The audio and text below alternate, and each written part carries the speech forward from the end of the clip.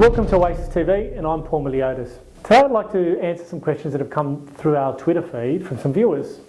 Sarah from Melbourne has asked me, if I choose to take out a fixed interest rate, can I choose to lock my fixed interest rate prior to settlement? So Sarah, the first thing that we need to understand is that if we actually have a loan in with a lender as a pre-approval, you're unable to lock in that rate. If, for argument's sake though, you've actually found a property, at that time, depending on which lender, you can definitely lock in the rate prior to settlement. Some lenders, they are few and far between, actually lock in the rate when we put in an application, once we've found the property obviously. The majority of lenders, however, will charge you a fee to lock in the rate. Depends on which lender obviously, however it's generally 0.15% of the loan amount. So yes, we can definitely lock in a rate prior to settlement as long as we've found the property, and depending on the lender, a fee or not a fee will be applicable.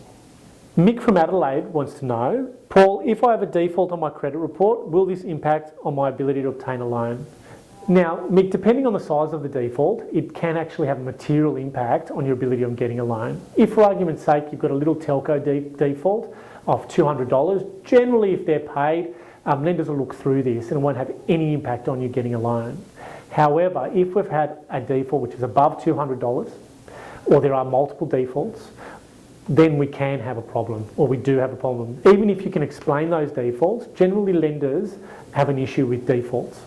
There are certain lenders who actually aggressively look for people with credit impairment and will actually lend you without issue, however they price it to risk. So what I'm saying is it will be a little bit more expensive in certain times if you do have defaults on your credit rating.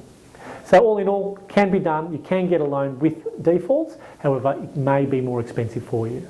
So that's all from me. If you have any questions and you'd like to tweet in, Oasis_property, ask Paul a question. Thank you.